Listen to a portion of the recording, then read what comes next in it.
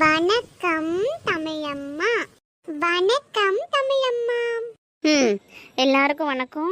சரி, நாளைக்கு தமிழ் எக்ஸாம் அப்படிதானே? நேரம் இல்லை, கொஞ்சம் சீக்கிரமாக தமிழ் புக்கு எடு எல்லாரும். சரி, ஃபஸ்ட்டு வந்து எல்லாரும் தமிழ் புக்கில் மனப்பாட பகுதி எடுப்போம்.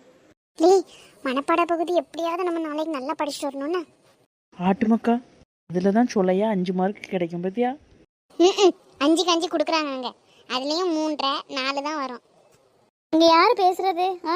இல்லை டீச்சர், சாம் ரஃப் நோட் கொண்டாடலையா, அதான் என்கிட்ட கேட்டான். என்ன சாம், ரஃப் நோட் இல்லையா? என் பேக்குக்குள்ளே தான் மேம் இருக்கு, இப்போ தான் பார்த்தேன். சரி சரி, எல்லாரும் ரஃப் நோட் எடுத்து மனப்பாட பகுதியை எழுத தொடங்கு.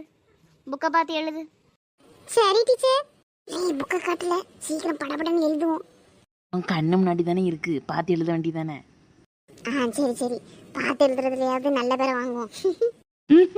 சரி, இப்போ இந்த 4 லைன்ஸும் ரொம்ப ஈஸியாக மக்கப் பண்ணுறதுக்கு நான் வந்து ஒரு சாங் கொண்டு வந்திருக்கேன். ஸோ நீங்களும் அதை வந்து ஃபாலோ பண்ணிக்கலாம். ஓகேவா? ஸோ நான் பாடுறேன், கவனி. பின்னாடி பேசாதீங்க, கவனி கவனி கவனி. ரெடி. மாற்றம் எனது மானிட தத்துவம், மாறும் உலகின் மகத்துவம் அறிவேன். எவ்வவை தீமை எவ்வவை நன்மை என்பதறிந்து ஏகுமென் சாலை. ஈஸியாக இருக்கா? ஸோ நீங்களும் இதே மாதிரி பாட்டு மாதிரி படிச்சிங்க அப்படின்னா என்றைக்குமே மறக்காது. இந்த பாடலை எழுதினது கவிஞர் கண்ணதாசன். இந்த வரிகள் இடம்பெற்றுள்ள நூலின் பெயர் காலக்கணிதம். சரியா? அதுக்கப்புறம் இந்த நூலின் ஆசிரியர் வந்து கவிஞர் கண்ணதாசன். சரியா? ஸோ இதில் வந்து கொஷின் கேட்டால் உங்களுக்கு எழுத தெரிஞ்சிருக்கணும். பாட்டு நல்லா இருக்கு டீச்சர். இதெல்லாம் நல்லா பேசு. மனப்பாட பாட்டில் மட்டும் கோட்டை விட்றேன்னு. நாளைக்கு எப்படி எழுதுறேன்னு மட்டும் பாருங்க டீச்சர். உங்களுக்கு ஏதாச்சும் டவுட் இருக்காமா? இல்லை டீச்சர். நாளைக்கு அப்போ நல்லா எழுதிடலாமா? ஆமாம் டீச்சர். ரொம்ப ஈஸியாக இருக்குது. ஜோவிகா, என்னாச்சு? ரொம்ப அமைதியாக இருக்கிற மாதிரி இருக்கு. அப்படின்னா டீச்சர், பாட்டு ஈஸியாக இருக்கா? நாளைக்கு ஃபுல் மார்க் வாங்கிடலாமா? ஆமாம் டீச்சர், ரொம்ப ஈஸியாக இருக்குது. சீக்கிரம் பாட்டு எழுதுங்கம்மா, அடுத்து இலக்கணம் பார்க்கணும். அடுத்து தலைவலி வரப்போகுது. ஓ, கிராமரை தான் நீ அப்படி சொல்றீங்க? ஆமாம், பின்ன நானே இந்த மனப்பாட பாட்டை எப்படிரா மக பண்ணலான்னு யோசிச்சுட்டு இருக்கிறப்போ இந்த இலக்கணம் வேற கியூ கட்டி நிற்பாங்க, என்னையும் படிங்கன்னு. அதுவும் கொஞ்சம் நஞ்சமா லிஸ்ட்டு போயிட்டே இருக்கும். எதுகை மோனை உரி சொற்றொடர், அது லொட்டு லொசுக்கு, பிரித்து வைங்க சேர்த்து வைங்க. சரி, இதெல்லாம் நம்ம வேலையா சொல்லு. ஸோ மைக்கேல், அங்கே என்ன சத்தம்? டவுட் கேட்டுட்டு இருந்தேன் டீச்சர். வந்துடும் உடனே. என்ன சத்தம் சொத்தம்னு.